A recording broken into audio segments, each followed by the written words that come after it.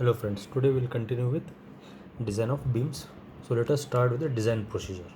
So first step, a trial section is taken. And to start the trial section, we assume that the section is fully plastic. Hence, we will take the equation for plastic state.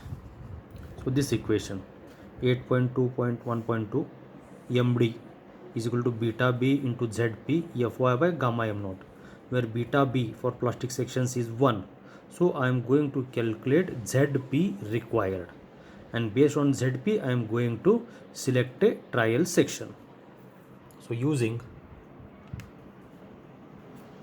equation MD is equal to beta B into ZP Fy by gamma m naught.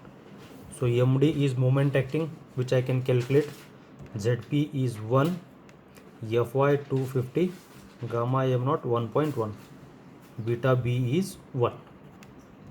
So calculate ZP, and based on ZP select a section. Second, once a section is selected, we have to check whether all the parts of that section are, all the elements of that section are in plastic state or not. Hence, check for class of section,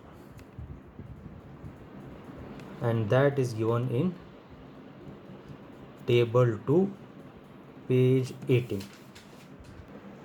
This table provides class of the sections. So here different elements are given. Outstanding element of the compression flange, so I have to check this. Then web, so I have to conduct the check for compression flange and web of the channel or I section. Now here all my ratios, they should be within plastic range limits. B by T ratio, so similarly here B by D by TW, so this B D by TW 42 epsilon. So all my values, they should be in this range.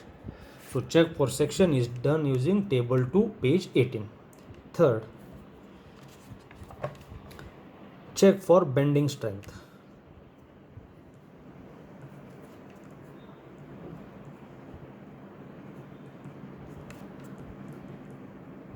Check for bending strength, and bending strength is done using clause 6.2.1.1. so those values, those necessary equations are here.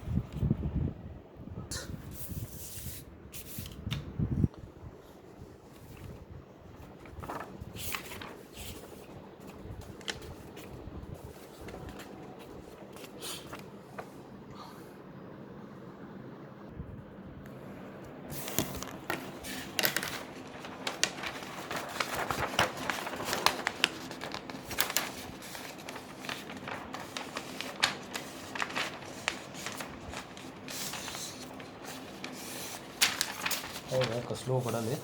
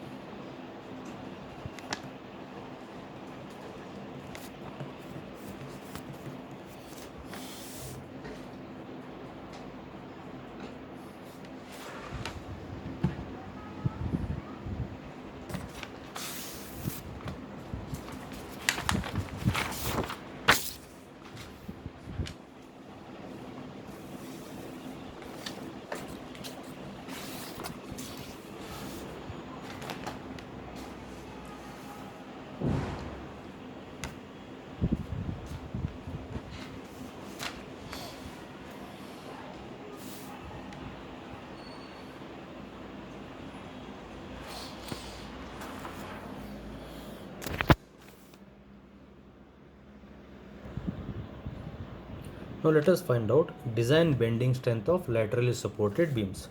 So to calculate this, you will require two values, V and Vd, where V is factored shear force. This you will get by the analysis, and Vd is design strength of the section. Now code use two cases. So case 1, if V is less than or is equal to 0.6 Vd, shear force of the section is less than 0.06 times the design shear strength. In that case, use clause 8.2.1.2 to find out its design bending strength capability, that is MD. So those equations they are given here. When the factored shear force does not exceed 0.6, means less than 0.6, use this equation MD is equal to beta B ZP Fy by gamma m naught, where beta B is 1 for plastic sections. Calculate MD. So this is the procedure. Second, if V is greater than 0.6 times Vd, when V is greater than 0.6 times Vd, go for clause 9.2 here. So MdV is equal to MD minus beta. All those definitions they are given here. For V greater than 0.6 times Vd, use this clause. Next, check for shear strength. Next, check for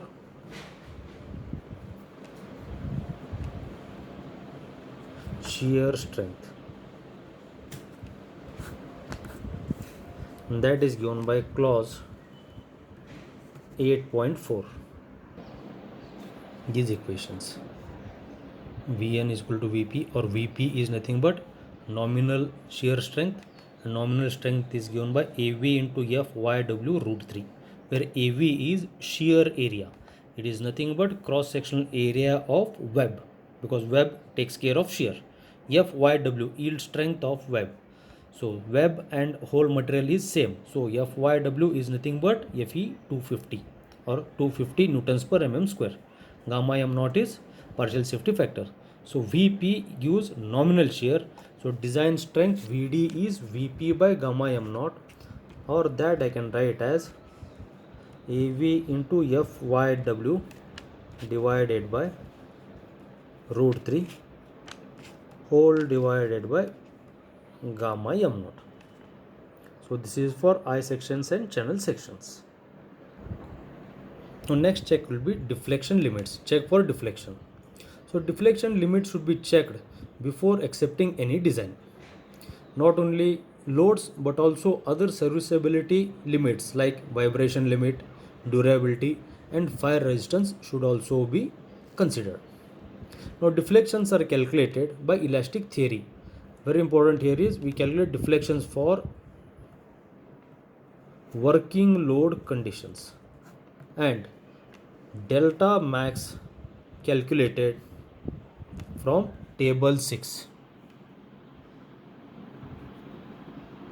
So actual deflection should be less than permitted deflection. So actual deflection can be calculated based on support conditions. So based on support conditions we calculate actual deflection, and this actual deflection should be less than permitted deflection as per table 6. Now let us study the phenomenon of web buckling. So usually web buckling happens near the supports. Suppose this is one I section which is supported here. Now near this support, for some distance, part of the web it acts as a column, as a strut. Hence it may undergo buckling. So near the support the web may buckle like this.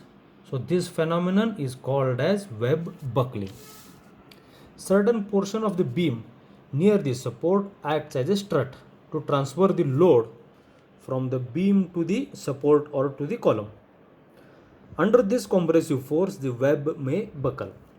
This phenomenon is called as web buckling, and the load transfer from the supports is at 45 degrees.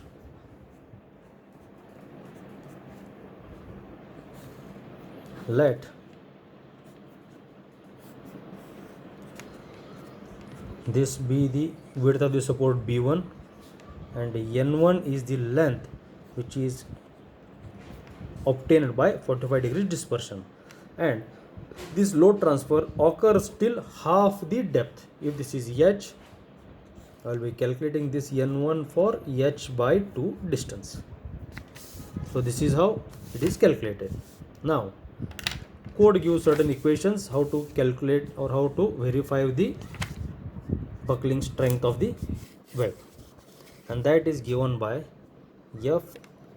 FCDW is equal to B1 plus N1 TW FC, where FCWD is web buckling strength and its slenderness ratio is obtained by 2.5 D by TW. This is the equation to calculate slenderness. Based on slenderness, we calculate value of FC from table 9. First, slenderness ratio lambda is calculated. Based on lambda, FC is calculated from table 9. FC is substituted here and I get the load carrying capacity of web. Next phenomenon is web crippling.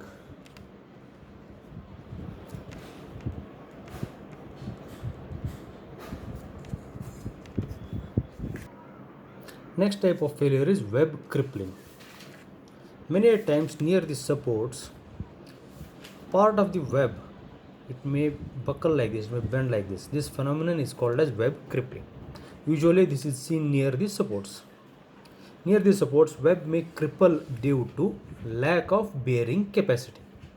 Now let us consider an I section which is resting on support. Let this distance be B1. Now this web crippling is seen near the distance of or from the height of from bottom to the flange thickness, that is TF.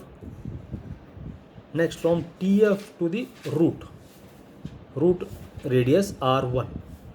So mark that line, and this web crippling line is at a dispersion angle of 1:2.5.